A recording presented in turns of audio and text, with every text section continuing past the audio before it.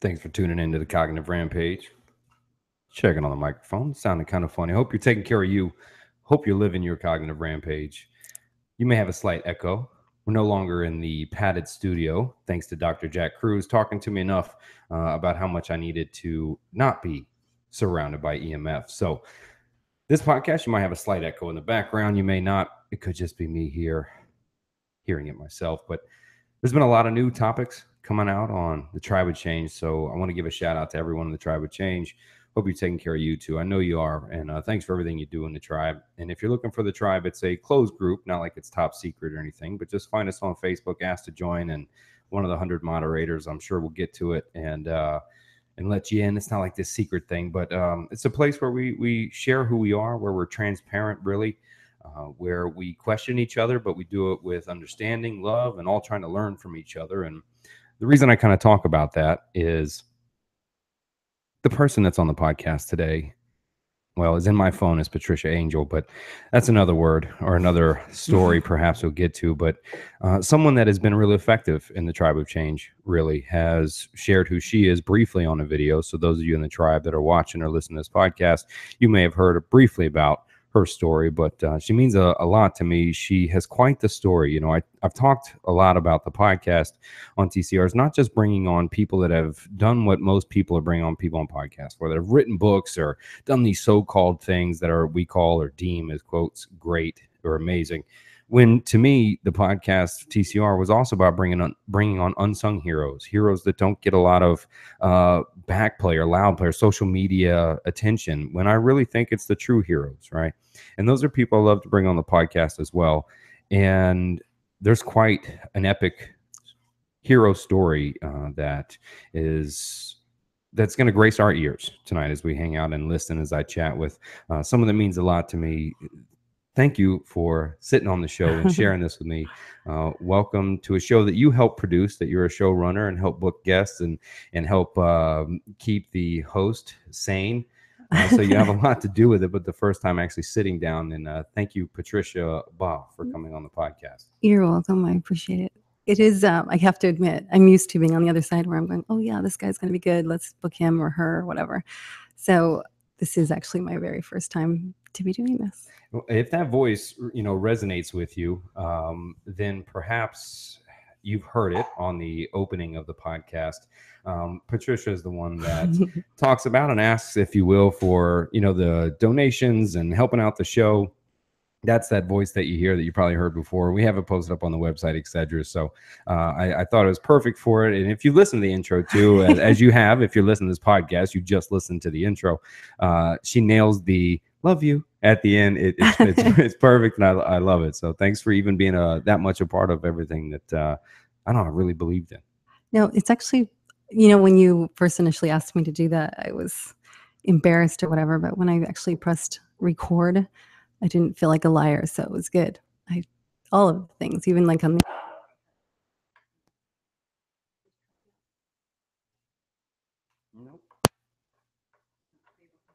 anymore. Oh, there we go.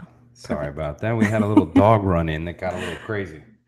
All right. Anyway, so when I was actually putting that together, I was actually just spouting off what I was actually feeling. So like when I said, who doesn't want to be wowed? Or when I said, that's the one that got me. It was, who doesn't want to be wowed? I was like, fuck. Yeah. I'm done. I'm like, is that 21900 number?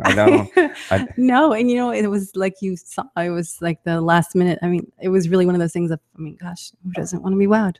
Yeah, well, if that's what we can do on the podcast, I always say it's not me. It's definitely would be the guests that we bring on, or that are kind enough that you book, or Eric Fox or Philip Martin, some of the other Tribe of Change members and warriors that I love so much.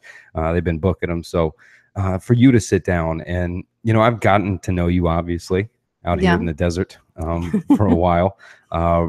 And I've got to love so much. I have not complained about the desert. Oh my God. We'd be better off talking about what you didn't complain about Arizona.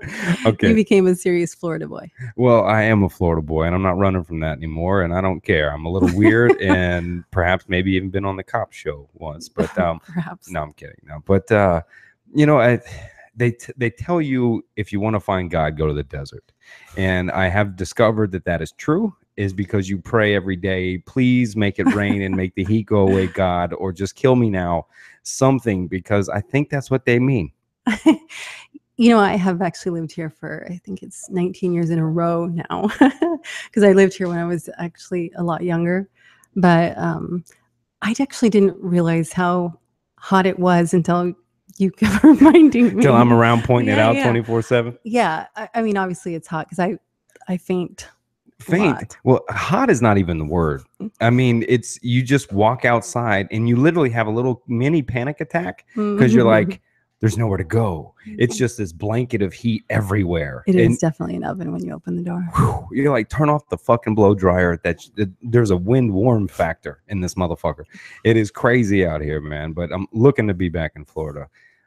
Before we'll tail off and talk about anything and go far, which we'll probably do anyway, the brief video that you shared, with the Tribe of Change about where you came from, your history. I know how difficult that was for you to put that out there and all the emotions you went through.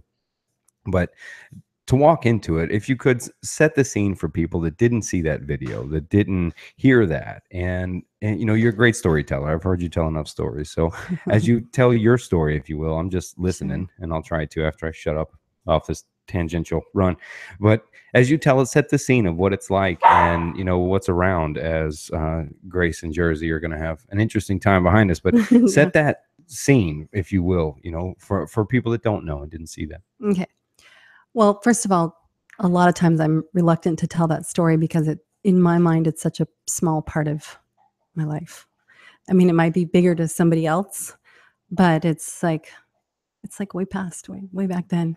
I know a lot of people will say, now, is that just a tool maybe you used along the way, perhaps to maybe get over it or push by it, to just kind of say, it's so long ago? Or does it really feel that way with you? Or do you really believe that? Is it? No, it genuinely, it feels that way. I mean, I notice little, every now and then, like if I see something that I had not experienced, or if a song or whatever, that's when it'll just kind of pop up of, oh, or that was cool. Or, I mean, maybe they'll understand it more when I talk more about it, but honestly, I don't look at it as like the full part of me. I know a lot of times people tell their story and they kind of like stick with that. It becomes them, right? It becomes their narrative, right? I'm the abused child, right? I'm the, pick a trauma that somebody experiences that allows to define them, if you will. Yeah. I don't know if I definitely, I guess I do know that. I think I do have a selective memory. I choose to remember the things that make me happy. Like my childhood, there's a lot of things that made me happy, but the things that probably weren't normal or wouldn't make somebody else happy, I kind of just focused on the things that did make me happy, that made me smile, made me think about, like when I would see other people's lives. There wasn't a time when I wanted their life. I might have wanted their sense of family, or that's really all. Well, anything else I didn't. So go back to the scene, right? We're jumping forward, assuming people know what it's like, right? So they're yelling at their phone or their car right now, going, what the hell? Right? Okay, sorry. All right. So I was raised in a very religious family upbringing. So it was a Mormon base, but eventually kind of streamed off into its own religion. And I was much younger. Like I left the whole thing when I was 15, right? But I was raised that way. I basically lived in a 3-bedroom house in the city of Glendale with most of my siblings, and my father, some of the times he had more than one wife. He had several wives, but it didn't register to me that way because there was no bickering. There was no, I never felt like that sense that there was cheating going on. So when I was little, I just thought it was just normal to you. Yeah. It was just normal that, your dad had what, 4? Yeah. Well, he had 3. 3. Okay. So 3 wives. And now this is all taking place in what city? In Glendale. In Glendale. Okay. Yeah. So in Arizona. So anyway, So you brought how many siblings though? You kind of brushed in a 3-bedroom house with the siblings with 3 wives. Well, there was not always a full count of the same siblings living there, but so realistically, there's probably 20 at a time. But overall, I have 32. 32 brothers and my God. Yeah. Well, there's 32 of us, so I have 31. Right. So, Yeah. but still 32. What, I mean, age ranges from all, All over. Yeah, over 50. Yeah, from probably like I'd say 55 down to nowadays 30. Now I can hear people saying cult. I Mhm. hear it already, right? Sure. I mean, I thought it, right? When I heard the story, it's like, okay, you lived in a cult. What's the comparison to that word? Is that fair? Well, yeah, I mean, cult, you can put it on anything. You can put it on religion, or you can also put it on exercise. Like lots of people reference to different things like CrossFit. I was into CrossFit for a little while. I'm sorry. And shush. I learned a lot in there. I learned the good things and the bad things, and I made a lot of good friends. So I'm not anti trying things. I might try it and recognize what sucked about it or what wasn't smart about it. But I still took some really positive things from it. I made a lot of good friends. Yeah. That is one thing. Like nowadays, there's lots of people that, want to join gyms and they just go in and go out like a zombie. Whereas these other things that there's, people that are in yoga, people that are in CrossFit, all those things, they do build a strong sense of family. I think that a lot of them are probably actually even looking for. Maybe that's why I enjoyed group settings, because I felt that sense of family. I think for sure the reason we talked about it before about, an attraction to joining a group, if you will, and where that may come from. I mean, it's pretty obvious, but we're getting off track, right? I know you want to stick to that. I have to admit, I do avoid that. I'm not sure why, just because I've never really spoken about it. I didn't really start to speak about it until my dad passed away. He passed away about 21 years ago. But yeah, so we lived in this house. We slept on the floor, or I shouldn't say on the floor. Our routine was we would have a foam roll out and we'd put a clean sheet on it, and it was really hot, so we didn't really ever have blankets. I remember sometimes we would leave the back sliding door open so there would be more like air. But there'd be everybody laying on the floor in the living room and in the kitchen. We had 2 televisions, one that had the sound that worked and one that did not. So that we just stacked them. It was kind of a treat for us when we would be able to rent a VCR. And when my dad would come home, we would rent a color TV as well. So it was like, woohoo! We would, slice up the fruit and maybe make some homemade pizza. That was like a party for us. We didn't really ever go anywhere. Like for our birthday was the only time that I ever, once a year, I would go out to dinner with my parents. That was everybody's birthday. Once a year. Yeah. Oh my gosh. I'm still a 3-bedroom home with that many siblings in the floor. But this for you was just normal though, right? This is just what life was. I mean, the neighbors didn't say anything. Well, like we had some pretty good stories going on for the neighbors, but I didn't even care you about. make shit up about why there's 30 people in the house. Yeah, we would make a lot of stuff up. I was like, well, for starters, like my dad had a twin. He didn't have a twin, but my mother did. So in case somebody would accidentally see someone, I was like, that's just my dad's twin brother. So a religious-based cult family thing off of Mormon telling the siblings to lie to the neighbors about what we're doing. Well, you have to, don't get me wrong. I'm happy that I'm no longer a part of that, but let's play devil's advocate here. If you're protecting something, what else are you going to do?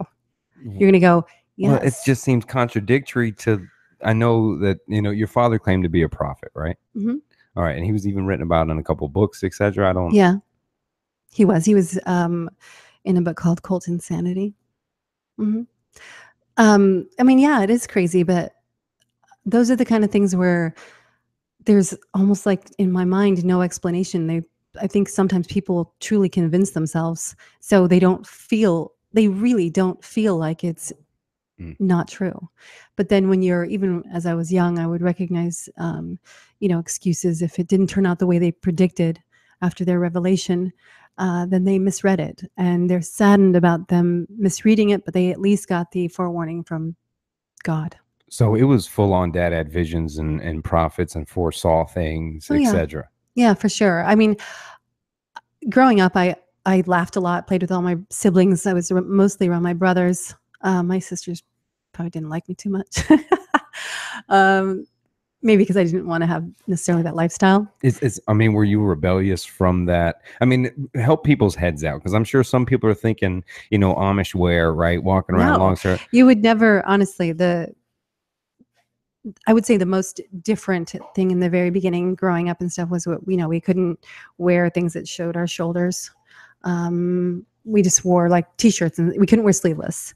So the rules were like, these are some quick basics. We couldn't wear sleeveless.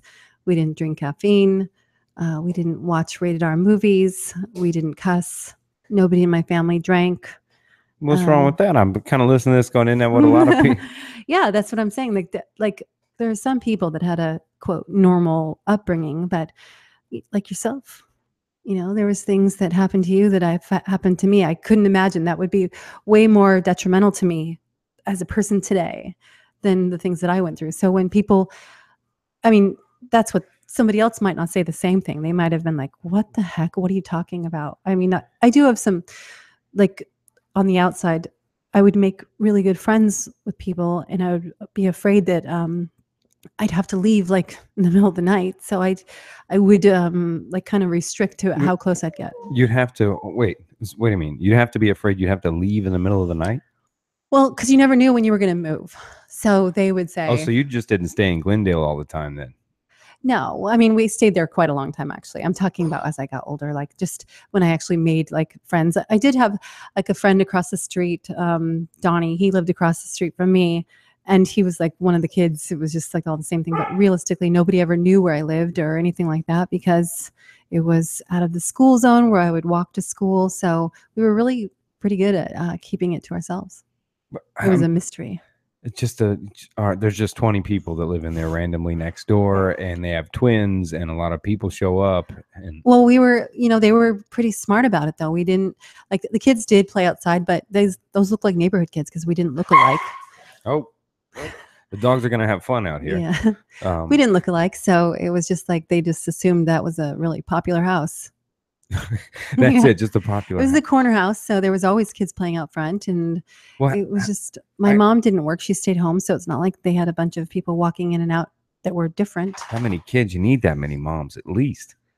Honestly, I kick myself every day for the times that I knocked on the bathroom door when my mom was using the bathroom.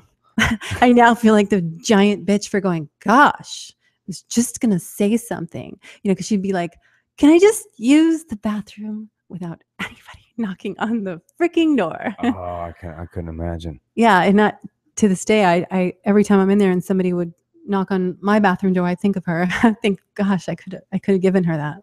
Well, you are the master of the silver lining. You tend to find silver linings pretty quick. And do you think maybe that came from? All right, I don't want to go too far, but when did you kind of recognize, what? Because were you allowed to go to like public school? Was everybody? We went to public school. We weren't allowed to spend the night at people's friends' house when we were younger. Mm-hmm. When I was in like 7th and 8th grade, my parents got a little bit more lenient, but they were really strict. I mean, some of this stuff it's just so stupid to me. But one of my friends, Claire, she threw me a surprise party, and all the girls were going to go spend the night in some cabin. Everybody was ready, had their bags packed, and because I'd never had a surprise party or a party for that matter, really, and they wouldn't let me go. They just didn't want me to be overnight spending time with people where they could influence me in a different way. I don't know. Well, when did you notice? Were you rebellious from the beginning? I mean, what was it? Bible reading every day? Like, walk me like. We had, on Sundays we would have like 2.5 minute talk. So one of the kids would get up there and teach something for 2.5 minutes. We would open with hymns from the books. And I was actually the little director that would do that. I did that, and I would sing some songs sometimes. I think my dad actually, he always just thought I was the biggest performer. So I wouldn't even be interested in it, but he'd be like, "You're going to be the best at it, so just go do it." So I would go and do that stuff in front of everybody. But they'd do the church, and we'd do the sacrament. They would teach us a lesson, and then they would plan for the next week. That's it. It really wasn't like the typical, like a lot of churches, they go Sunday, Wednesday, and they're all kinds of, or their attire is different or whatever. It wasn't like that. We really actually blended in with the rest of the world. And that's why it was probably less detrimental to me, because I was still able to do that. But I always knew there was obviously something very different. But it's kind of like one of those things, if you wake up and someone says blue is a beautiful color, You just look at blue like no big deal, where everybody else looks at blue like, oh, blue is such a depressing color. You just So don't know better. it's what life was to you. So Yeah. so you'd wake up to that. Hey, that's what it is, and that's just what's normal. But what are the history, the roots behind where your dad's prophecy belief of himself? Where walk me through that. Was it just one day? Did he wake up? Were you born already? Like, where was it? Was this his walk Well, continually? I honestly can tell you, and I'm being truthful. One thing that was not really ever praised or looked upon as good is to say why. So we were never really allowed to say why. We were just told what and when, and if you questioned it, you were kind of looked down upon, or like you were. And it really was like growing up. You had to make sure that you said the right things so that you're still in the in crowd, because it's immediate when you feel like you possibly could be looked at as a bad seed or something negative. So really, the whole group would almost kind of oust you, if you Oh will, yeah, kind of for just sure. ignore you or something like that. Yeah, And there was a short time where I was, kind of like frowned upon. Like when I started high school, I my parents wanted me to basically when I was 15 years old, they wanted me to stop school and start working. And I had a lot of friends and I enjoyed my life outside of home because I didn't like home. Not really. I mean, I wasn't hateful or anything, but I well, what was was it? You talk about it as like it was it this great thing that you knew better, and everybody was, you know what it eating was? pizza and having sleepovers. No. No, it was kind of just like a orphanage or a community home. Mm. There was always people in the living room, always people in the kitchen. When you go downstairs, they built down, when we moved to Colorado, we had a house that had, 2 stories and we built in rooms in the basement. So everything was just kind of like a business almost. So uh, as sad as that is, I don't honestly have very many memories of like hugs or conversations really. Really, that many people? Just well, Well, the I mean, what do you talk conversations about? were like this. I'm gonna go hide under this table. We're gonna turn off all the lights and you guys all come find me. It was really like an orphanage, like a bunch of kids. And my poor mother, she was everybody's servant, constantly doing laundry, constantly cooking, Oh, the constantly. laundry! Holy shit! Oh, I couldn't imagine. We had clotheslines in the backyard, probably I would say 10 rows, and we were constantly running the washer and the dryer. Or I don't even know that we had a dryer, but we definitely had some clotheslines. Not much attention though can be paid individually to each children. I mean, 3 and 4 can be too much to where parents can't pay that kind of needed attention and love, affection toward, much less 32 of you. Yeah, I honestly can tell you, I now that I'm older and I have children of my own, I actually look back and go, I have no idea how you even managed to not call me everybody's name instead of 3 of my siblings' names. You know, I honestly I'm more now living in life and doing all those things, I'm more just regretful that I wasn't, um, more helpful. Are you kidding? I know enough of the story. I don't. Oh, whatever with the more Well helpful. to my mother. Oh, okay. All right. I No, don't to know. my Yeah. mom. Sorry. I mean, just to my mom. I mean, I did give up my youth. Um, Mm. So was it I like raising your little brothers and sisters, and everybody kind of had to chip in for what was My happening? older sisters did that more so. They raised the children as far as like feeding and cooking and stuff like that. We all had a list of chores of who had to do what. Like I would clear the kitchen, my brother would do the dishes. What we had to do dishes every night. The younger ones, I was There's in no the younger shortage of group. workers, that's for sure. I mean, No, if you're passing out chores on a list and a to-do list, no, then but it still sucked. You were doing dishes. 4 people might be doing dishes, but it's for 25 people. yeah, right. Yeah, yeah. And so we'd go in and do that, and it was just kind of like routine, but I didn't want to get stuck in the routine, and they wanted me to quit and just be full time with them, and contribute. And we would call it the jar, and we would go to work, come home, put our money in the jar, and then it was distributed to help raise everybody, all the adults. And meanwhile, what's Dad's responsibility? What's he doing? He was basically the person that would make sure everything was running right. He was also, the consultant and doing things like that. Consultant. Hmm. I don't know what that means. That means making sure that everything is running the way that it should be, I'm assuming. Okay, well, did he bring the money in? I don't know. How do you pay for 32 kids? Honestly, I didn't even care. I didn't think about those things. I was so excited that I was able to go to high school. So I was like, yes, I'll change my name for 4 hours. So I drove to a city that nobody knew me, or I didn't drive, but my sister dropped me off. And I was 14 years old. And of course, I said I was older so that I could serve alcohol. And I would work my shift and I would wait on the sidewalk in Montbello, which is not the greatest neighborhood. And at 1:30, I would wait for my ride to pick me up. And I was 15. Literally, I would sit next to the tracks on the train. And they'd pick me up, and I would start my morning and go to school. And my friends, I only had maybe one or two friends that really knew my life. But a few did know, though. I Yeah, mean, you two. obviously knew by then, and we keep skipping over it. A, What? where did the money come from, and what's the history roots behind your father's so-called prophecy? Where's that come from? Was it around? Were you born into it? Was it something that, hey, he owned an electrician business and all of a sudden No, he was realized it? just heavily involved in the different churches, like because I was born in Mexico, so Mm. um, I don't have a lot of the memories that I have of Mexico are just going back when my mother would give birth to another child. Those are the only times that I remember. Mm. Um, but aside from that, that's maybe why it doesn't affect me so much because I wasn't one of the older ones. It's just the way that they chose to live. So So, the so dad was always a prophet when you were born. yeah, Okay, so hmm that was just a history. yeah, it was just like what I was into. I mean, my mother was not his first, so I think she was the third. Um, yeah, and so it was just kind of normal. I mean, the ways that it affects me today, on positive and maybe negative. The positive is I was able to just figure life out because I already had to. And so when I got married at 17, I was just like, I could handle anything. I probably look like a freaking monkey with my babies.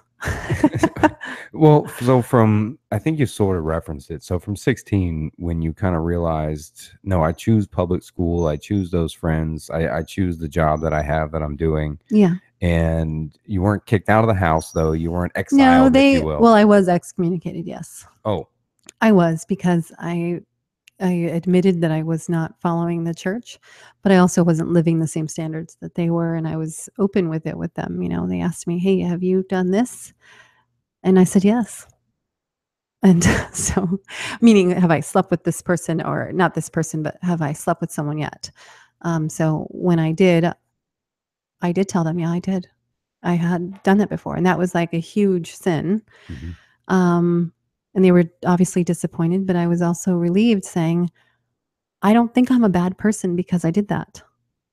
Um, Was there any influence at 15, 16, whether it's music or friends or something that kind of pulled you to go, hey, that's not typically how people live and raise? Was there an influence there?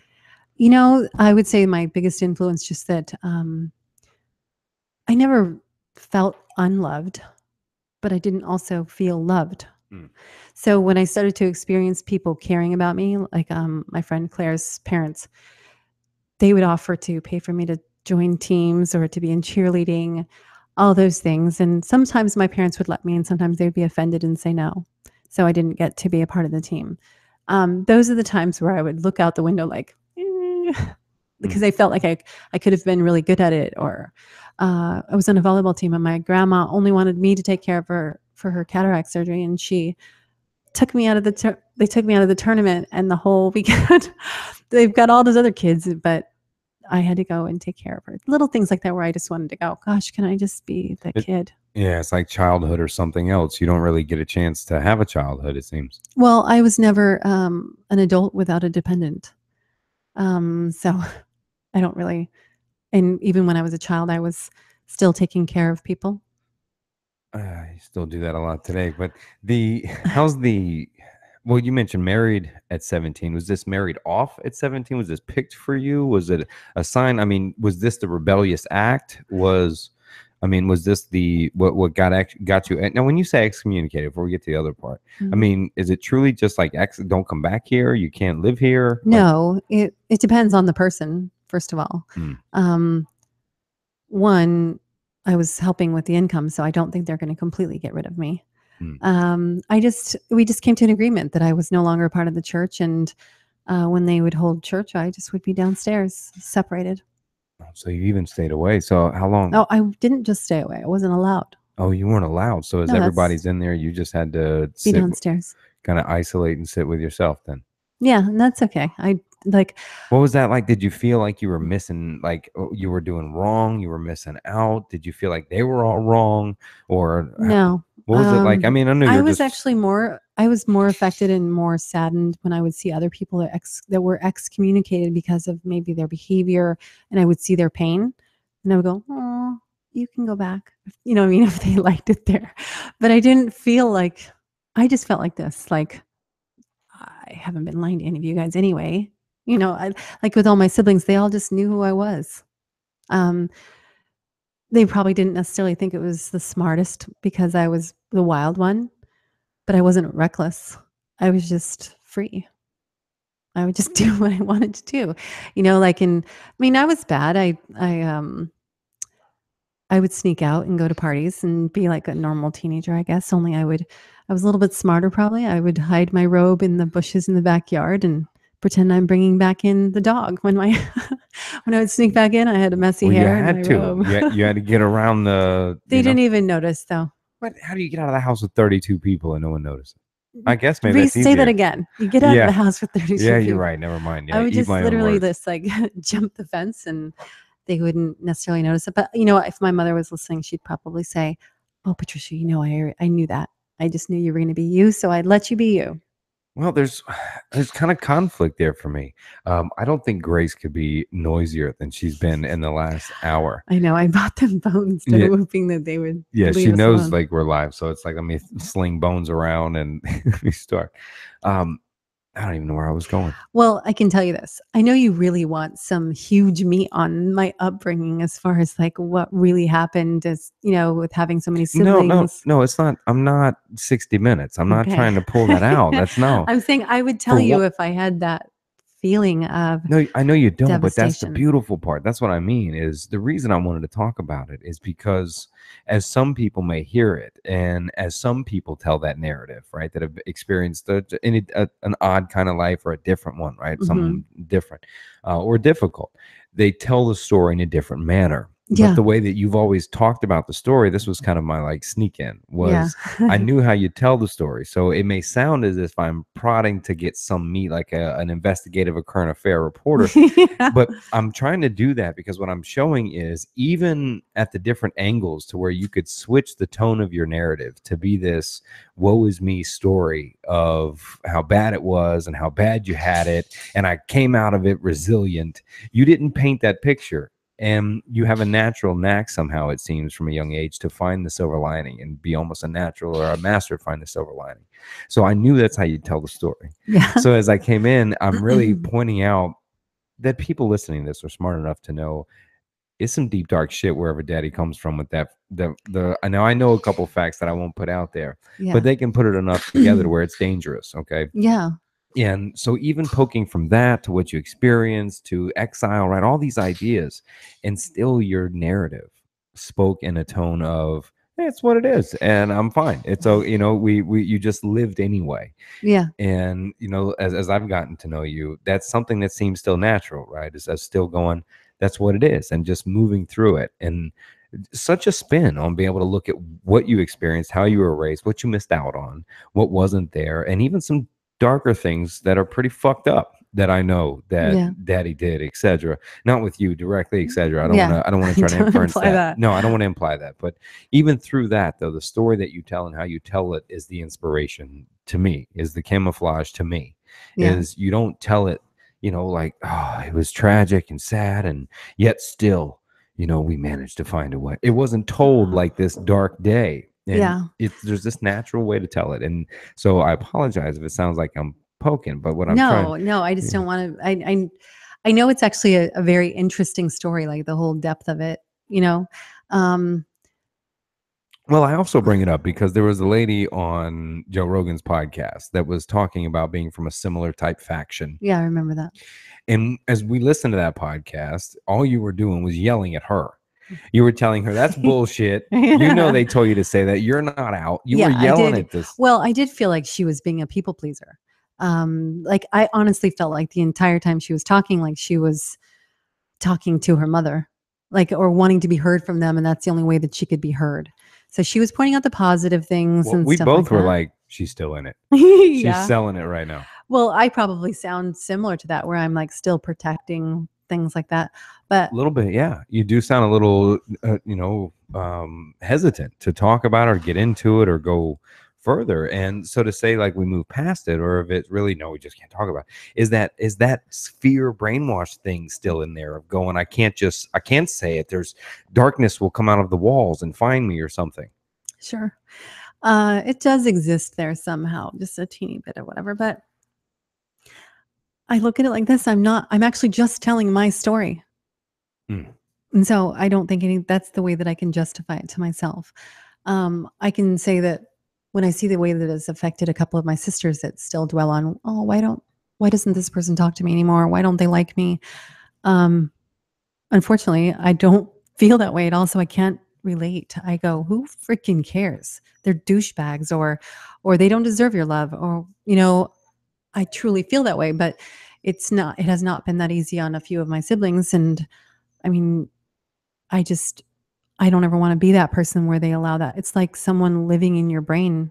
Now, did you always have that confidence? Was it just I'm an 8-year-old confident kid that didn't care that I was raised in a semi cult with 32 people that did some odd things that didn't live? I don't see it. I'm just brave, and that's all it is. Was it always like Yeah, that? I think so. I mean, I told you that story at one time. One time I asked my mother. I always just felt like she just didn't really like me. I mean, there was some, when Sad. when you have, people around you, you can tell if somebody likes you. Um, just the way they look at you, like, if somebody says, "Oh, that's Adam," Why do you run think from that them. though? For like, why? What would make you think that?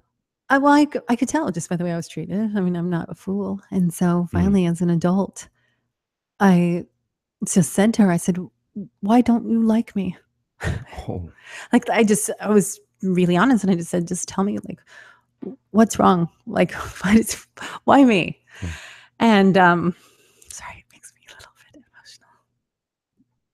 And what'd she say? emotional. One, it's brave It was enough to say sorry. something No, it like was that. actually a good answer. She said,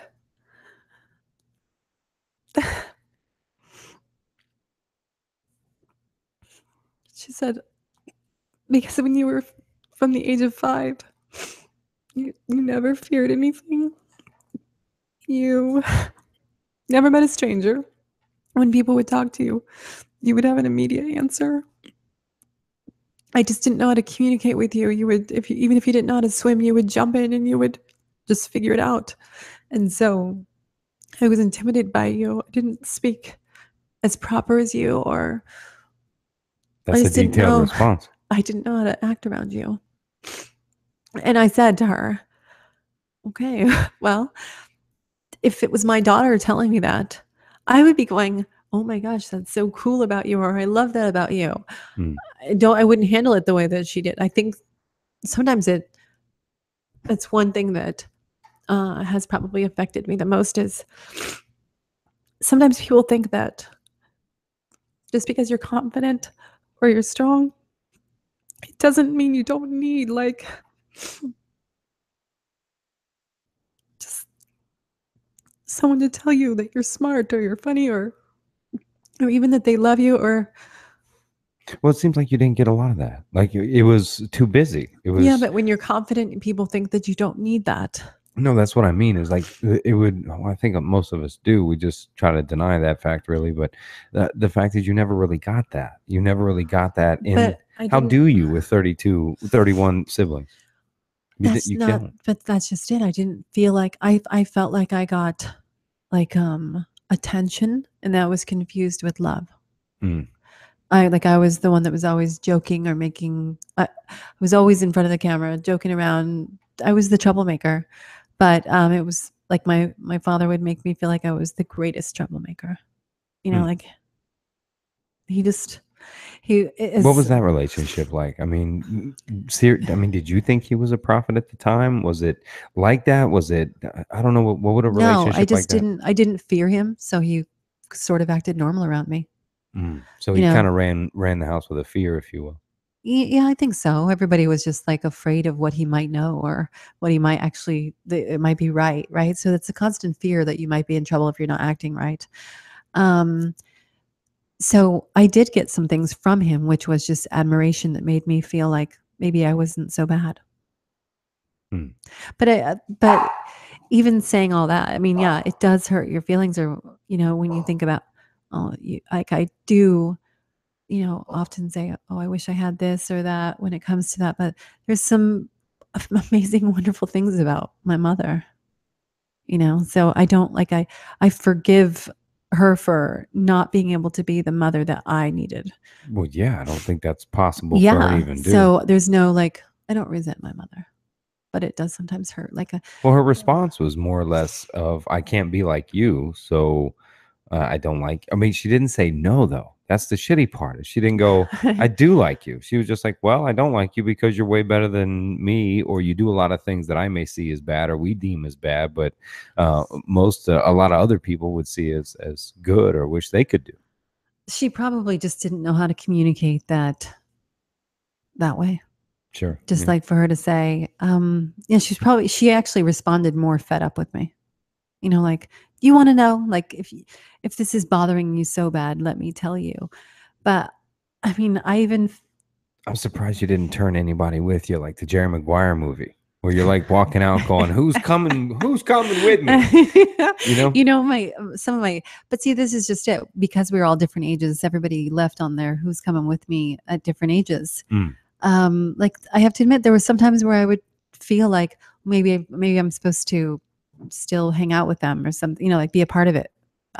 sure, sure. Not the religion, but you would miss that or whatever. But after my dad died, everything else kind of died. So the cornerstone of it all, once the prophet goes, then it all goes. Yeah, pretty much. I don't communicate with many of my siblings. I talk to maybe 4 or 5, but I'm okay with that. Like my new family is my children and the people that I love. So you're 17 and you get married. Yeah. It was not an arranged marriage or anything like that. I met him at a Pizza Hut. I was a waitress. I actually didn't meet him. I met his mother. And she just thought we would be great together. In the And religion too, was he also involved? no, no, not at all. Hmm. No, I was, so they took me out of school and they took and moved me to Arizona, and that's where I met them. So I was in Colorado going to school and working, and in the middle of the night they said we're moving. So I packed one little memory box. They actually told us to pack a box of everything that we want to make sure we get back, right? And everybody's packing a little box about, like 8 by 10, whatever, of their possessions. And I remember sitting there and going, I'm never going to see this stuff again. And this is me putting everything that means something to me in here. So I separated it and gave a small shoebox to my friend Nikki and said to her, can you just keep this until if you ever see me again? And she was like, well, what are you talking about? I couldn't tell her that I was moving. So she's like, yeah, because I was kind of that way anyway, where people would be like, okay, just let me know if you need, it was like always on the DL something. And so she kept it. And then 20 years later on Facebook connected with me and she still had it. She still had, what'd you put in it? It was like a little time capsule. It was pictures and letters and stuff like that, memory stuff. It was funny. That's cool that she held on to that. I mean, to pack it all up. And now, how did you move 32 people? Well, that's 31 siblings, but there's also 4 wives and a prophet. How do you move that many people? Oh, it was just always separate. We didn't always leave at the same time. It was very calculated. It was like in the middle of the night, half the people would leave, so there wasn't a lot of moving going on. And I moved back to Arizona, and that's when it kind of like completely separated. There's like a whole military logistics thing going on. Like, all right, group 1 and 2, you 17, you go before 5 a.m. It was like that. It was like, have you ever seen the movie? I don't know. You may not have. It's a while ago, but River Phoenix plays in it. It's called Running on Empty. And yeah. He basically has to live a different life in a different city and in the middle of the night leave. And that was how I felt. Now, so how many times did you move throughout the childhood?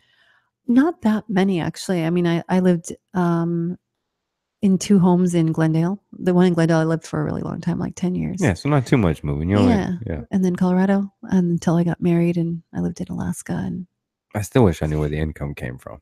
I told you it was, think about it. If you have that many kids and everybody's bringing in pay for the evening, you put it all together in the jar. All I can think of is the TV series Shameless. No, it was far from that, but that's a good show. That's all I can think about. Yeah, no. What's funny is it was a mixture. Instead of a drunk, they have a prophet. So I mean, kind of both. I'm sorry. Well, no, it's funny because there are so many different characters. I had the brothers that were all like, working out and thinking, they were the leaders, the entrepreneurs. Now, were they jonesing for like was it like a Game of Thrones thing? Like they're jockeying for the next person to be the prophet? Were there other male prophets? Was this passed down or? No, well, it was passed down, but it wasn't what their focus was. Their focus was who could set up their bigger company or stuff like that, bring in the money for their families and stuff like that. So like most religions became corrupt eventually and became about who can bring in more money. Yeah. I mean, sadly, it was very much so a popularity thing. Really? Yeah. But see, I think I was popular because I didn't care. It's just like the ones that wanted it or needed attention or behave that way, it was just like frowned upon, or like, oh, she's weak or he's weak. Like I would never cry in front of anybody. So at 17 you get married, which I can only relate to through my mother, who was married at 17 as well, and had her first child at 17. And perhaps my brother that was really good. Sorry, I let the swallow go. I apologize. Funny. My brother and I were probably like raising 4 people for my poor mama, but it's still 31, 32. But I'm married at 17 and basically a kid on the way already at 17 years old. Yeah. And moving beyond just that, how would you define that? I don't know, not what would be the adjective of that childhood? Of my childhood? Yeah. I was the barefoot walking outside alone.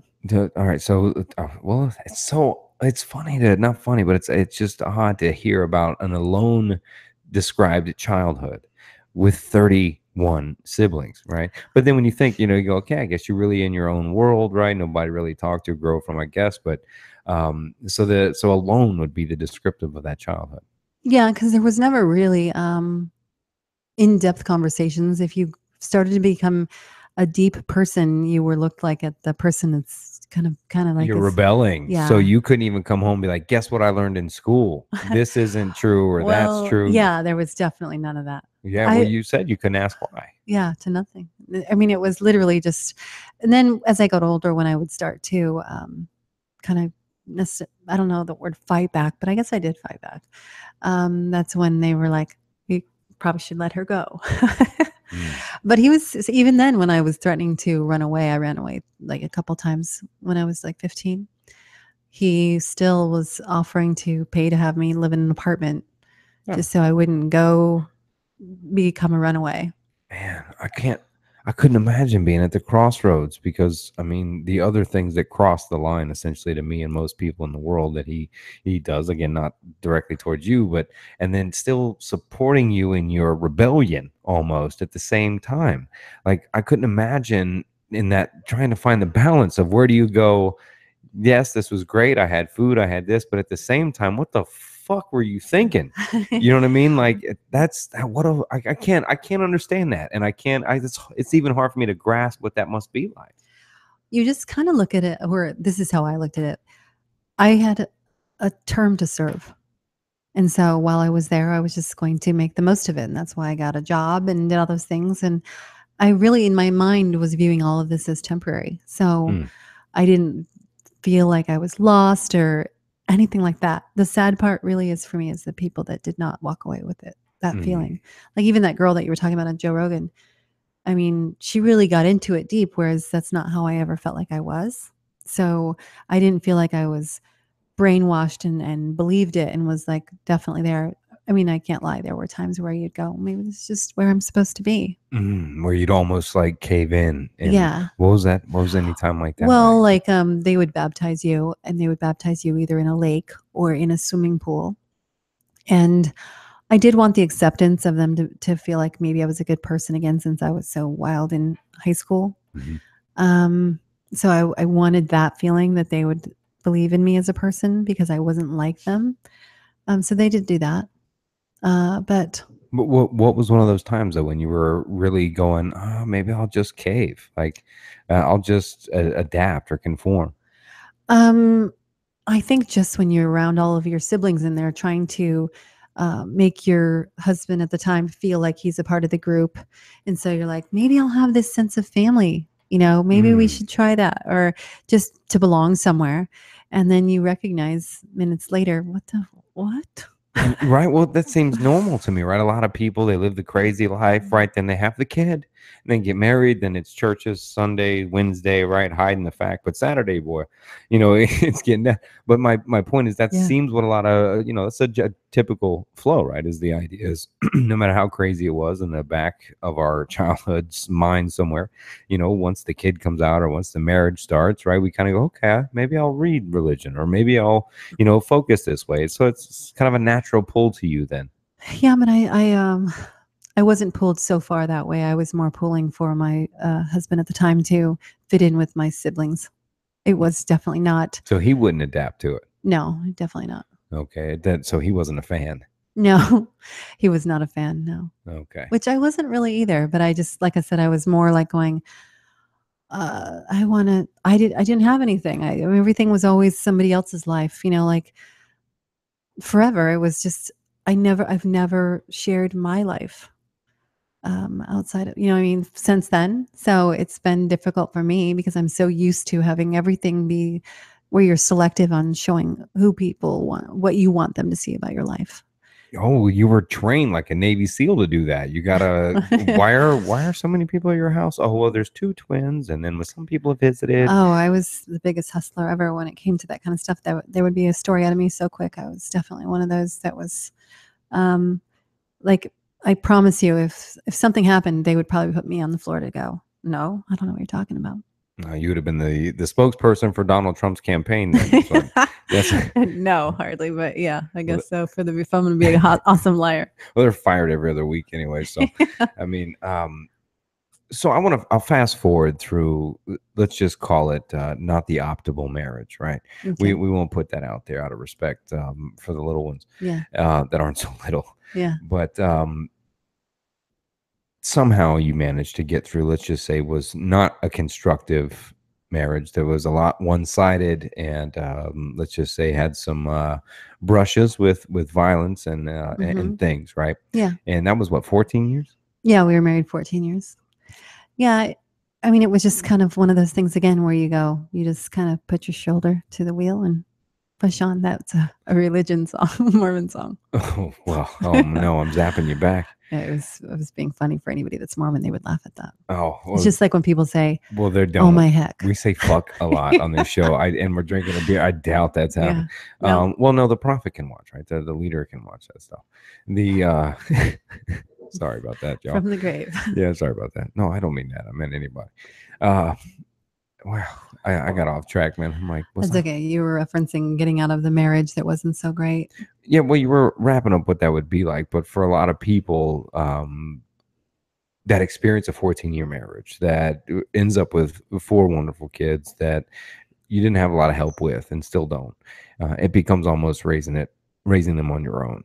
Yeah. And to get through something like that, I think that's another part of the hero journey of yours that you're kind of talking about. Now, you didn't ask for it, you didn't want for it. It's not like you walked out and said, I'm gonna go do this so I can create this journey. You thought your swallowing on the mic was bad. Listen to Grace. Grace, she's thirsty. Yeah, Grace is thirsty. But that part of it too, right? Because I know there's a ton of people out there that have struggled with bad marriages, bad relationships, abusive relationships, violent relationships, being married to an alcoholic, dads and moms that are no-shows, right? Violence in the home, right? A lot of people experience that. And make it through. Some don't. A lot of people don't. They still tell the narrative. They still tell that story in a very victimized way. So the hero story is not something I'm saying you went out and brought onto yourself like Odysseus, I guess. Well, maybe you're married, but you can't make people do, to you what they do. So the fact that you come through that and walk out of that and to step on your walk me through the day you leave, because the day my mom left is very vivid in my mind. The typical yelling, fighting, etc. for hours on end and days, and the next day I remember Yeah. what happened, and very clearly. So for you being, how old were you? I was 29. Yeah, I was just about 30. So 29, a mother of four, right? You kind of, what's the breakout like for you? Scary. Walk me through that. Well, for the longest time, like off and on throughout the marriage, there would be times where I wanted to come out of the marriage, but I would fear the consequence when it came to family. I didn't want any attention to them, nothing like that. But then when they cross certain lines that you've drawn in your own mind, like the things that you're referencing, that's when they don't really give you a choice anyway, because you've drawn that line where you go, that's it. I can't respect myself anymore for that. So now I have to actually end this and move on. Because you always, when you join a marriage, you tell yourself it's forever. So I kept having babies thinking it was forever, but it was really, I start to see so often now that I'm out of it, the times that I was still taking care of people and being the fix it, as opposed to doing it really for the right reasons, I suppose. But I mean, it was hard. Like when I recognized that I was going to actually get a divorce, I went to counseling with him for a little while. And then I just had that feeling, you get that feeling. And so I was like, I'm going to go check one more time. I'm going to do something random to check myself. And so at 5:30 in the morning, woke up. I was going to go get some stuff to make the kids to have breakfast so that they would all just be happy to wake up to whatever they wanted. And I was like, I'm just going to do a quick drive by to his parents' house. And so I drove by there, and it was 6 a.m. And all I could see was him being dropped off by a female. What are the odds at 6 a.m.? You know what I mean? So it was just like that reassurance that I needed that I was doing the right thing. And I, in my mind, never came back. I was gone forever. In the middle of trying to go, let me try the one more, make the movie scene here. Let me do, and right in the middle of that to be kind of It was so game over. But the silver lining, right? The things that don't happen to us sometimes are the blessings for us. Oh yeah, because I didn't leave with any regret. Then None. you knew. Then Yeah. you could wrap it up and move on. So I felt like I exhausted it to its end to try to figure out how I could forgive or anything. And when I was going, I just got to be 100%, and I can't just be half-assing it in counseling. So today I'm going to do this. And just that last minute, let me check. And boy, was I told. So I never came back, never looked back. I can truly say I care about that person, but there's not an ounce of me that regrets the separation. Not one. Yeah, I remember, waking up to my mom standing there, Yeah. and she had packed everything she could in the Ford. Was it Ford? Not a Taurus, but the smaller version one. Was it Escort? Tempo? No, it was I want to say it was a Ford Escort or something. Okay. Yeah, I think it was a Ford Escort, little two-door Ford Escort, and she had packed all the shit she could fit in that Escort, and they'd been fighting for like 3 days. And so when I woke up and I saw she was leaving, Pops left early for work, and I saw she's leaving, and she's packing her shit. She's like, I'm out, and I'm going, go, Ma, go. How old were you? I was my junior year, so I don't know, 16 or something. I remember standing there going, go, Mom, You like get never the hell. resented her? No, hell no. I'm like, just get out, Mm. get out. I'll hold the fort down. I was by myself. My brother was kicked out when he was like 16, 17, so he was gone. And I was like, I'll deal with the violent guy here, Yeah. I'll go on. I just was happy to see her leaving, and she had left before and come back, etc. Shit, she spent nights sleeping in half constructed homes in neighborhoods where I get sent to go find her when he couldn't, right? Or the neighbor would, right? Yeah. But yeah, I remember her leaving was that kind of foot's down, I'm prepared, this is gone, this is over, and just was counting ghost. I took I mean, we had shared custody in the beginning, and it was quite difficult. When you have a house full of noise and kids and dog and all that stuff to an empty, humongous home where you're just like, you could go crazy. I went to the gym instead. Mm. But yeah, it was really difficult to go from having the kids week on, week off. And I think, honestly, of all those things that we talk about, as far as, which I'm thinking maybe a lot of women could relate to this, is the way that it affects the kids is harder on you than the way that it affects you yourself, as far as your ex-husband goes.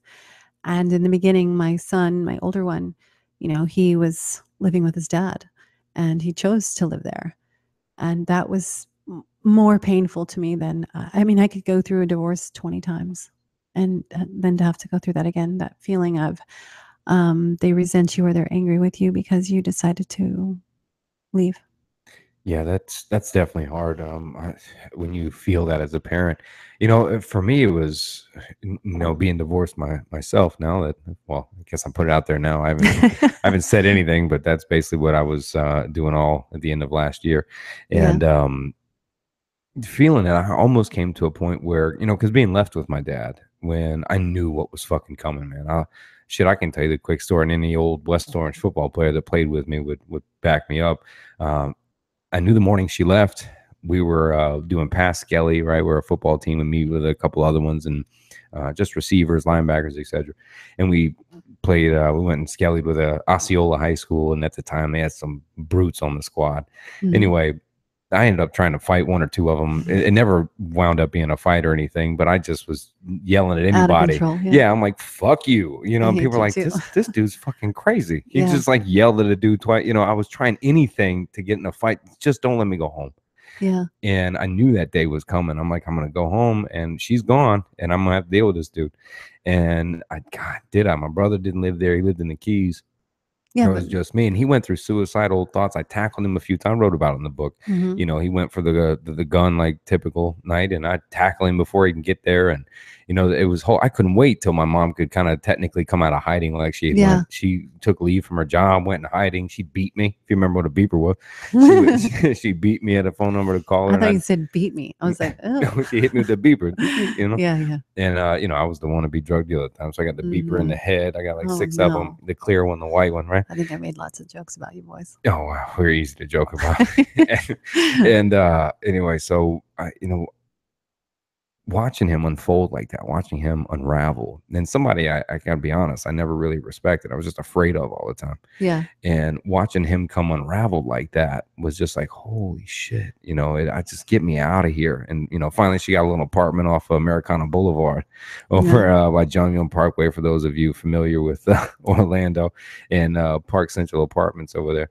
And I couldn't wait. I got the hell out of there. We lived a little 2-bedroom over there apartment. I drove double distance to go to school. But I think the point of that, talking about that, was what he experienced, and then going through mine, that feeling you mentioned, that the parents take it harder than what the kids are, etc. Some do, some don't. Not sure my brother ever really got over what happened. I don't know. Maybe he saw it too, though. So he saw it at a younger age the whole time. So I don't know. I think you get to that point where you just go, you guys are choosing this life. Just live your life and leave me out of it. Yeah, like that was maybe Davy's the way approach. Davy feels. That was my brother's approach. He was like, would you please get a fucking divorce? He's 8 years older than me. Where you can really just see you guys are just not supposed to be together. But kind of like probably your marriage, there wasn't a ton of fighting or anything like that. I didn't really have a ton of fighting. It was just when it did happen, it was just extreme. Yeah. Well, you get out of this on this epic, however you could say, Odysseus and feminine, tale that you're experiencing. What do you do when you leave? What are you doing at the time for money? How do you support 4 kids on your own? Well, at the time, there were plenty of times where I actually had 3 jobs, but it didn't bother me because I was just kind of used to always working. I would go to work during the day, and then this is when I got divorced, of course. The weeks that I didn't have my kids, I would do like over work hours. I would work as a cocktail server at a concert venue, and I worked at the title company doing their stuff, and then I also was a server. So I literally one day I did have to put on 3 different outfits work wise, but like when I worked at the cocktail place, I felt like that was my way of going out because I had kids. I could justify it and making money. I think that's how I wound up in the club business. Well, I'm Yeah. like, look, I owned a little couple detail companies. I was serving on the side.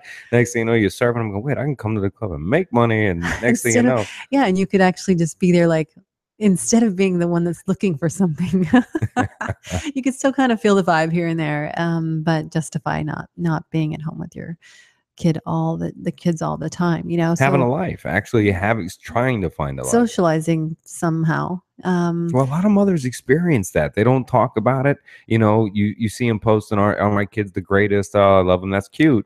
But when you spend 24/7 with children that can't talk to you like an adult, and you've been speaking baby all day, you know, or you're I think watching. those women forget how to behave like women. Sure, it'd be easy to, and even for the men that stay home, that raise that, which you see a lot more of now. Either side, that's just around their children all day.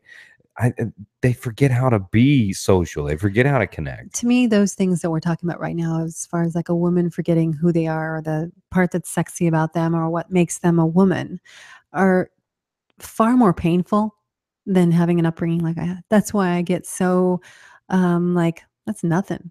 What about these people that are living today as adults? I was a child. So the people that are living today as adults in a shitty situation where they could actually be out of it. That's when I go, "Oh, it wasn't so bad for me." You know, the one thing that I know, this is probably not the greatest advice, but I always tried to give this to my daughters, especially, which was if you're financially independent, you make a lot of different decisions than you normally would. If you're not, I should say. Well, you become dependent on either side, you know, whether it's financial, and that can change people. It changes the people in the relationship. It can change a lot of things and affect a lot of things for sure. Yeah. But I mean, major things, major decisions that you probably wouldn't normally make. And sometimes that can be good and sometimes it can be bad. But I think that's why I was so driven to just keep working and supporting the kids. And two, when you see someone else that maybe isn't so in the same situation you are emotionally or mentally, then you make up for that. You know, you just kind of like pick up the slack if you see that it's happening. But there was times I'm sure when the opposite people in my life, that maybe they felt that way, that they were picking up something for me. I don't know, but I just have to assume sometimes there were times, you know, like I would love to say that, oh, I did everything so great, but I did not. I made plenty of mistakes, you know. But it really was like I felt like someone put a bag over my head and beat me up and threw me out of the car and said, "Now learn this language that I've never been an adult in uh Well, you were 17. single." And Yeah. yeah, so it was really, really hard. And I think the downfall of that is it kind of makes you become that person that expects everybody else to be able to do it also. Mm. That's where I think um I wish I was different. I wish I was a better explainer, a better listener, all those things. And when they require those things from me, I divert back to that mentality of nobody taught me. Mm. And uh that's not the greatest thing Well, because that was the bad thing. as my mother always said, though, our greatest strength is our greatest weakness. Yeah. So if we can be aware of what our greatest strengths are because of certain aspects and experiences we've had, then we can also know our greatest weakness. And with awareness comes change, as Leo would say.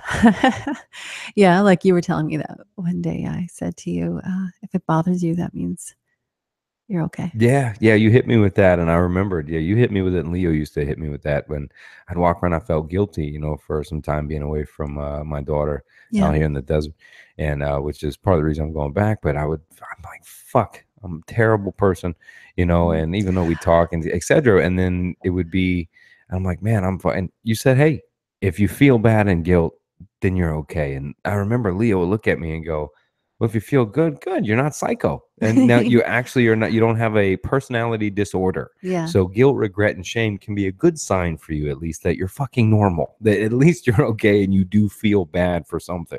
Right. And not just that, but when you're separated from it, you start to appreciate it or recognize the value of, like for you, you love Florida now more than you've ever loved it.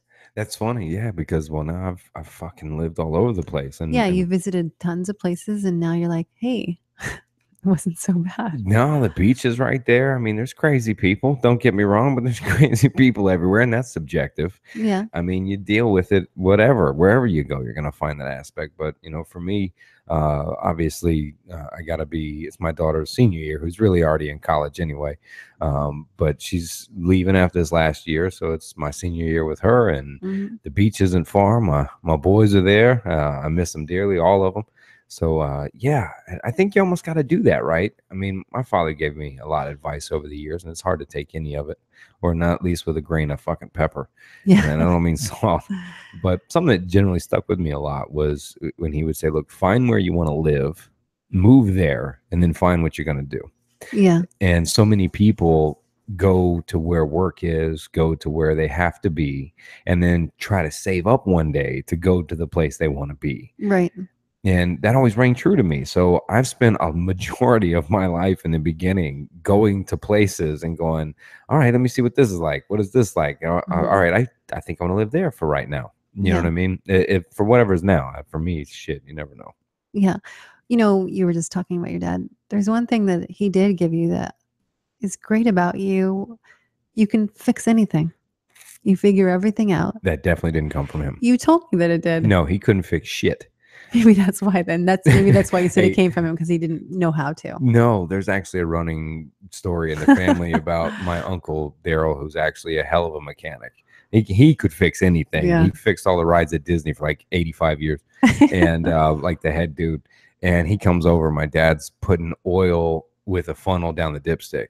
Oh gosh. Yeah, so that's kind of, you know what I mean? Now, if it came to plumbing, right, he was a master plumber, right? And don't get me wrong, if it came to hard work, he did too. He was, he's a husband at 16, and a father at 16. Oh, that's young. Yeah. See. Yeah, he was a year is younger than my yeah. mother. So, Oh, I didn't know that. Yeah, I couldn't imagine. It's same. He's 16 years old, baby on the way, just sort of graduated high school. What do you do? He goes into the kids army. Raising kids. Yeah, he goes in the army, gets a whole bunch of psychotic fucking stories that happened to him, which I didn't learn until recently, by the way.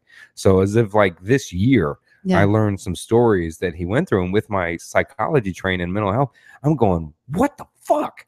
Yeah. I'm listening to these fucking special forces fucking stories he's telling me over in Guatemala, and I'm going, Jesus, well, yeah. Yeah. Did it make you kind of go, how are you not like you are? Yes, it would have been going, well, why didn't you fucking say that? You know what I mean? Like, or find help for that, or God, because I've worked with tons of veterans, and let me tell you, there are very few stories. Well, actually, there's similar stories to it, a lot of them, but there are very few stories of people in life that come with that kind of trauma, gruesome, and heartfeltness. It's connected to, and so that changed my, I helped change a perspective. Me and my dad are in a good place, right? We patch shit up, we kind of move on a little bit, but it was a closure for me that I had to do recently of what, last year, something like year. Yeah, I kind of closed it up, went and had lunch with him, and sat with my pops for a bit.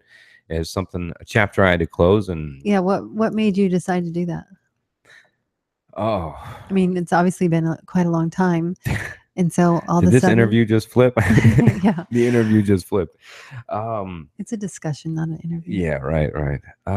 What made it flip? I mean, because it's been available to you for quite a long time. So well, it wasn't my first time.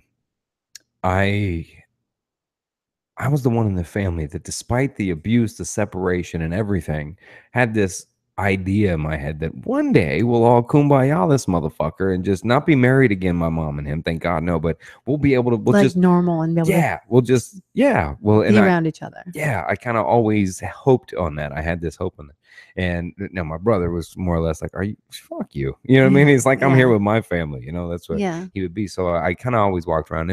I tried to patch it up a few times. And in my crazy days too, I think maybe after you get shot at and almost shot, you look at federal penitentiary, you don't do time, you go through enough of those, holy shit, how did I wind up there at 21, and doing play it to where you kind of say,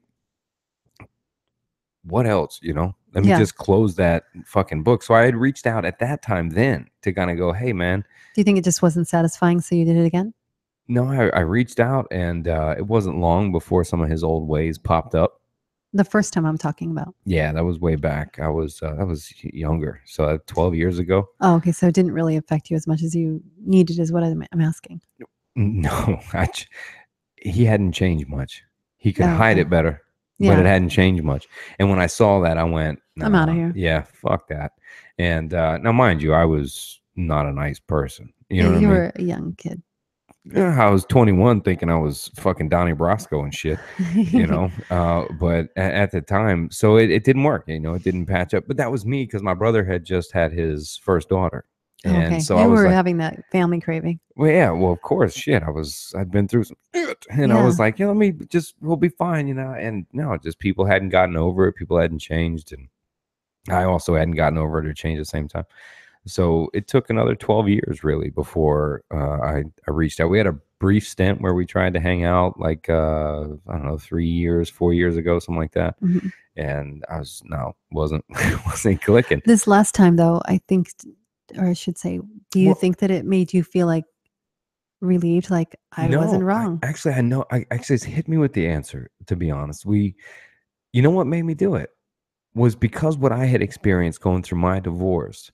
You know, I even I write my book. I talk all the time about when you're dealing with someone who's abused you, hurt you, etc. The only way to really move past that hurt is empathy. That's the Mhm. first step, right? Right. Is having empathy to indifference, right? To work to some place where you really don't care, right? To where you're really apathetic, right? So empathy to indifference to apathetic, right? Is where you want to Yeah. get to. Right. I could never find, you hear the Yeah. irrational determinant words. I could never find, Never. I couldn't. I chose not to, right? I wanted to Yeah. believe the stories that I believed, right? Because I Mhm. experienced them, just like I talk about. And I didn't want to face, one, show this motherfucker empathy. You know what I mean? Yeah. It was Yeah. like, are you out of your fucking mind? Empathy, you're a fuck you, you Yeah. know? Until I almost experienced, you know, my divorce and what was similar. Yeah. It's like what we were talking about earlier. You don't even recognize it until you've gone through something similar to where you go, fuck, I didn't even pay attention to that. Well, and I didn't know about the PTSD, the what he experienced as a veteran. Right. You know, I didn't. That dog. Oh my Sorry. god. Oh my god.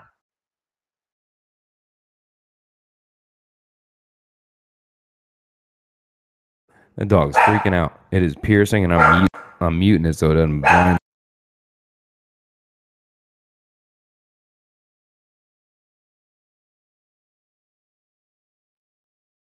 All right. Well, that dog is still piercing, y'all. I'm sorry about that if it's hurting. I know it looks like someone's at the door. No one's at the door, but and if they are, they're not getting in.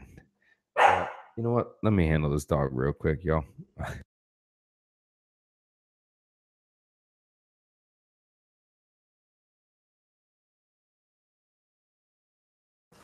All right. Well, you got a little muted that she's leaving. Sorry about that. It was piercing, but I was in the middle of telling a story, but it's not like I haven't done a podcast by myself, so I guess I'll tell you all. Until I could experience what it was like and empathetic toward what that experience would be like to have a dream that you built, you know, out of, call it love, call it what you hope to do, etc., and make something from that. When that falls apart on you, it can feel like you failed at something. And now it's kind of that what's the Chris Rock joke, right? I'm not saying I agree, but I understand. So I didn't agree with how he responded to many things as a husband or especially as a father. I didn't agree with a lot of those things. But after the experience of what it must feel like to, you know, lose a wife of 26 years by your own doing, and then have to sit with that, I could almost feel the empathy for the moment, you know, wishing you could be better, wishing you could have done it better, maybe, etc. So until I found an empathetic approach toward, I guess, what my father experienced and what he went through, I wasn't ready. I wasn't ready to even be understanding, to be able to listen. And welcome back. A great timing sitting Sorry. down. Now that we've dealt with the psychotic dog. He is crazy. I apologize. We're live. It's all good. Yeah, I know. It's just, he's crazy. But We only I felt lost bad half because the I wanted to viewers. hear your story. We only lost half the viewers. I know. Apologize. Well, you heard it. You were walking around, yeah? Yeah. So that's why I think it came to that for me, is I felt a touch of empathy you know, for what he must have experienced or felt in some way, a loss, compare, and then add the fact being 17, not having a childhood, not chasing dreams, you know, and doing all that for the idea of the family itself. Uh, that's something that I could understand and really grab a hold of. So when that, I don't know, that's why I reached It out. brought you like a, so then when you ended up visiting with him and hearing his story again, did it sound like a different story? You're bringing up interesting points. I'm sorry. Yes and no. You know, there were parts of it that sounded new, parts of it that didn't, but there was more understanding, right? There was a little bit more vulnerability there, a little bit more understanding, you know. But Yeah. I don't know, when you go through that, I can't understand what he went through. I mean, I got my own PTSD issues, you could say, from the world I chose, you know, in my early 20s. But what he experienced was totally different in a military style, right? So I don't know. I'd have to live his life to know that, you know. Well, you know, when you feel like there's no way you can win something, you then kind of move to angry. You know, when you know, it's almost like when you see a couple and the person is just done, right? They're just, there's no fighting from one side. They're like done. No matter what you say, no matter how many times you say you're sorry, that person is just done. I Yeah. think maybe what I've observed is your dad just saw that you guys were done. And it was painful for him to know that there was no convincing you guys that he was different from what you were seeing. And then Yeah. the last time that he talked to you, it was like he was pouring himself to you, you know, and maybe it felt different. For sure, for sure. I mean, and look, what are you supposed to do? For me, it was about not walking around with the hate anymore, the Yeah, it's just, resentment. it's more toxic than anything to For sure. you. Now, most of that I had dealt with years before, right? My walkabout, my first one that I write about in my book, you know, that was Yeah. that 2-year walkabout was the get by this shit, was the Mhm. let me work this out, you know. So I kind of moved past that by the time I got back from the walkabout, written the book, went back to, or got the degree, I should say. Yeah. I'd worked through a lot of that. But even though you can answer why, right? A lot of the times it doesn't help. You know, you're stuck with the answer. Well, fucking now what? And even the why is subjective as shit because you're still going, well, it seems like that's the most why, right? And then you're Yeah. still left with, well, fucking now what do you do? Right. You know, so the why had been discovered and understood possibly Yeah. at the time, how to move past that, where to frame that, how to utilize that in my life as Mhm. something, as a promoter of advancement instead of holding me back, reasons to be pissed. Right. You know, and that helped. I think I kind of got that feeling when I realized that I didn't need any sort of closure with them, with my family growing up and things like that, or even with Because my you never really divorce. had that, right? You never really Yeah, had the closure. I didn't, no, I didn't, but I didn't really need it. Like, I just felt like I, what is closure unless you wanted it? I don't need closure if it was never really that important to me. Hmm. Like, I would need closure if something was still bothering me. And like, you know, like I have a friend that she ended our friendship, and I wish I had more closure on that than something else because Yeah, I'm not a it meant fan of the something to me. closure shit. Like Yeah. it, like what's that fucking mean? You know what I mean? Do you got to send a postcard? Do you have to do the letter? Hell, I used to talk when I gave the speeches in the clinics. Would be like, look, cut off the friends. I had what would I call the rule of two. Like I write that in the book, right? If any person or friend is two people, places, or things removed from that, they get cut too. No offense to them. They can come back later, Mhm. but you got to cut them. You know what I Yeah. mean? And it's no offense, but listen, you don't have to send a postcard. You don't have to text them or send them an email of why you can't be around lately, because all you're doing is stirring up more drama. You know, Yeah. so literally you can make the cut and do the change, right? And I mean, closure.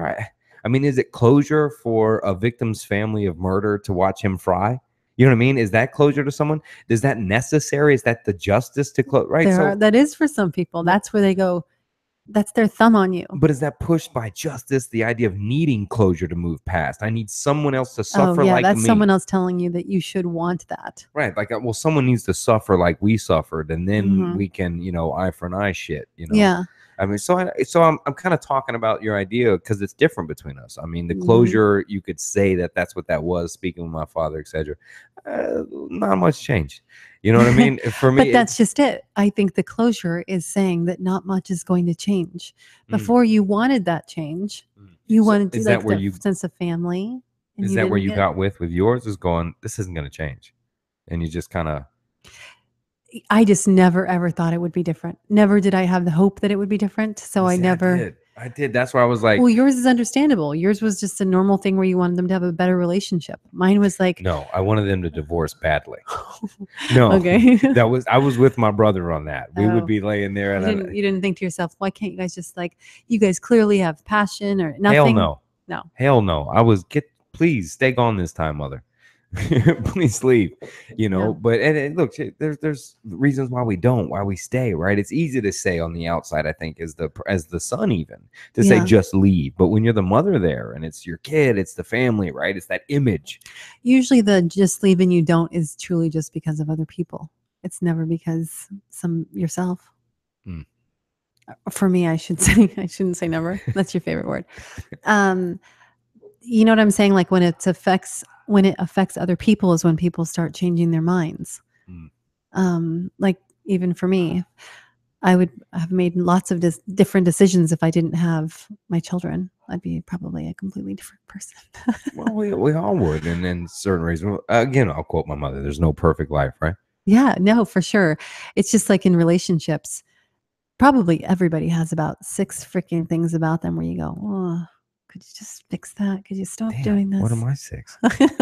I could go down the list. No, I'm thinking, well, that's cool. I'm No. humble enough to take it, though. It's not a bad list. I'm just saying a list in general of people that's different from what they're used to. Yeah. And so that's what I'm saying. Everybody's got problems. Everybody's life, there's something in there where you go, what? Yeah, that's the advice I fucking never liked from people. And fuck you if you're that person, not you. All right. If you're out there, all right. I'm not talking to you that way. Fuck you out there if you're the person that gives advice to someone when your person, your friend, your partner is going through shit, and you go, well, they're starving people in Africa. Oh yeah, that drives me You know nuts. that everyone's got problems. Or how about when people just say, just get over it? Oh, get over it. Everyone's got problems. Just don't. Right. These very easy comments, right? I mean, I still say ghettos in the mind frame, right? So to compare ghettos of what somebody went through, well, this is worse than what you got, but this is our fucking experience. This is my ride. I don't know what your loop to loop looks like. I know what a loop feels like. Yeah. So my loop is fucking crazy scary, right? And so people look at you and they're going like, oh, people got it worse, Yeah. It doesn't make it any less real to yourself because your beliefs are continuing to push that. But yeah, that guy or girl is out there. It's like, oh, people got it worse than you, Well, it's just like when people say, smile. Fuck you. That's sometimes where I want to go. Smile, just randomly. I smile all the time, and I decided to take a break. Patricia. Yes. I want you to think positive right now. That's when I say I'm positive. I'd like to choke you. Well, look, we'll stop now because look, I don't want to get too far down to that hole because I'm still a fan. If somersaults work for you, fucking do that. Yeah. If thinking positive fucking helps, do that. I don't, whatever the fuck works for you, do that. And whatever feeds you to want more, think more, I don't know, question more, or think less even. I mean, that's I'm the biggest fan of think less. Yeah, and that's good because I think too much. Well, yeah, but I mean that brings a lot to the table also. Those things Oh God, we are not back at balance, are we? Holy fuck. You know what? You're not a huge fan of it, and I don't even care. No, I'm just in the mood of beating that up now. Okay. But you know me, I'll argue against something for a while because I'll learn it more by arguing against it. Then at the end, I'm like, white flag. I know. I have to try to argue both sides so I can actually be competent in something. It makes you appreciate the other side. Yeah, well, you gotta argue it. So for me, I may believe something, but then I'll be the number one anti-it for as long as I can until finally I'm like, someone proves you otherwise. No, and until I've figured out I have no real argument on that side, right? And then I'm like, shit. Do you think that you start out that way? Why do you do that? Why do you start out on the fighting it instead of promoting it? Well, I like to think that by questioning it, you figure out fast. Well, I'm a chess player, avid chess player, right? Mm-hmm. So when we look at a move, or I don't look at a move to say, well, what's good about that move, right? I look at it and I make the move and go, what's shitty about that move? Why don't I want to move there? And so it becomes more. You did play pretty good. I was impressed. Thank you. I have my mom. But having a strategic outlook, I guess, maybe a pessimistic way, maybe it's a way that I just has learned works for me, a tool that works for me to dissect it backwards. Yeah, that could possibly work for me. I don't know. I think it does. I mean, you do that a lot, But the positive side is you actually are, it's like you're up to bat. You're going, somebody throw me something. It's not like you're going, I'm in a batting cage and everybody just watch me. Well, now I can be an asshole because I'm greeted with, all right, if that's what you see, well, let me argue this other side, because I got to practice what I preach. And I say, you can't be fully competent in something unless you can argue both sides, the for and the against. Most people know so much about one side, they can't argue the other side and deem themselves competent in that topic. Right. So for me, I can't deem myself as being competent in self unless I can argue against myself.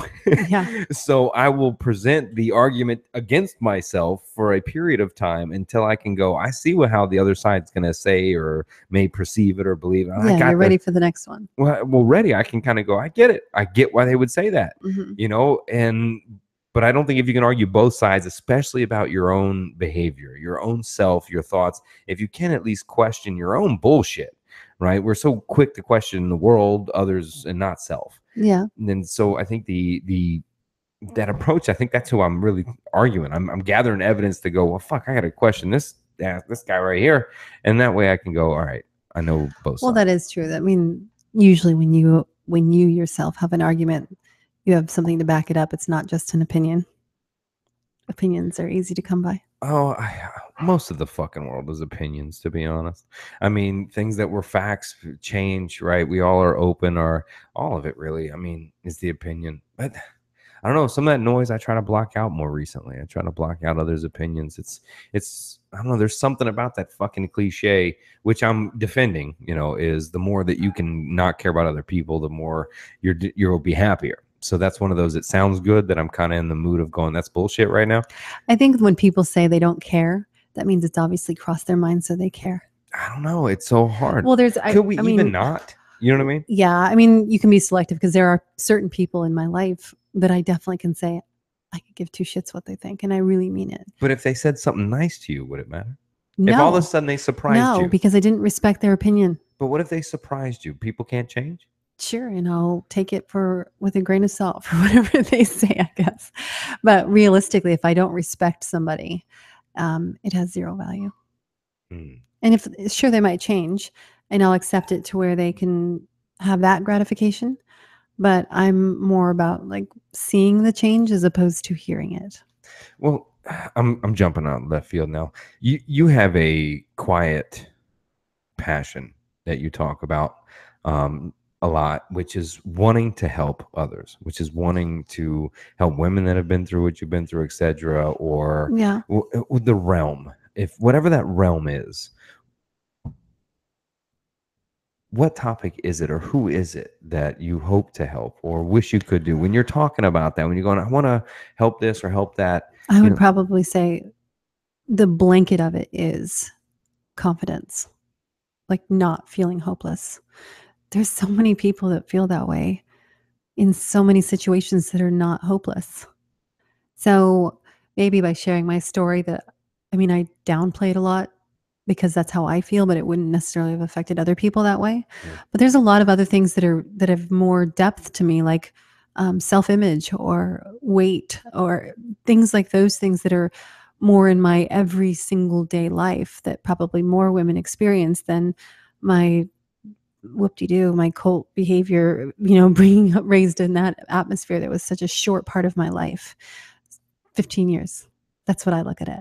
I'm 43 years old right now. And there's other things in my life that have had a far bigger impact or have made me who I am today. That's the other things, like even being married and being able to support my children, whatever. There's so many other people in my life that have made that happen. I don't feel like I'm like, when you were talking about the unsung heroes or anything like that, I am definitely a huge advocate of, I wouldn't be here or I wouldn't have the strength that I have if I didn't have the support that I had in my life, like the people that I did work with or the friends that I could call and say, you're fine. I know you feel alone. Sadly, it wasn't necessarily family, but it was the people that made me feel like family where I was able to get through it. And, so many people choose to isolate themselves or they try to have that tough, demeanor. But ultimately, I think the root of everybody's strength comes from the value that they feel. And if you don't have anybody around you to remind you of your value, then you feel alone and like you're worthless. Like you can't not allow people in your life. That was the hardest struggle for me because I wasn't ever so deep with people because I wasn't allowed to. And so when I was getting a divorce and all those things, I was so used to just, being by myself. And what gave me strength was when I would surround myself with people that didn't judge you, that didn't care if you were 20 pounds overweight, that didn't care that you weren't at church today. Those were the ones that allowed me to feel that sense of freedom and not feeling like you're in shackles and be able to be that survivor. So when I see so many people, especially women, struggling with finances or self-image, those two things especially are where I go, oh my gosh, those ones are easy. Let me help you. I can tell you this or I can teach you that. And even if you fall a couple times, you're going to be okay. Like there were times, like sure in high school, I was in pretty good shape, whatever. And even throughout a couple kids, but then, like as my father died, I put on weight and it was just, my self-image changed. That's all. So I know that I could change that. And when I did, or as I worked on it, I felt the strength to move forward and everything just seemed to work out because I was trying to remind myself of my own value instead of thinking about the way that I thought people valued me, which was, if a woman feels like she can't support her kids and she needs to do other things and, on the side or whatever, there's plenty of ways to survive and get through those things that you think are hopeless. That's where I feel the passion, not so much on the other things. Is that safe to call that a cognitive rampage? I would say so. I appreciate you sharing and being vulnerable, as you typically are. You're welcome. Thank you for coming on. Yeah, you'll be hearing more of Patricia as we get her podcast going and get her talking a little bit more and maybe trying to find a way to where you can actually reach out and help some of those people. I know your videos reach out to a few on the Tribe of Change and a few people have gotten close with you, which is good. So Yeah. I expect to hear you more on here. It makes me feel good. I do. If anybody does ever need anything, just ask me. If I can't give it to you, I can tell you where to go. Yeah, there you go. Thanks for coming on. You'll be seeing her around a lot, y'all. Hope you're taking care of you. Hope you're sleeping well. Hope you're getting some sunlight early in the morning. Love you. Bye.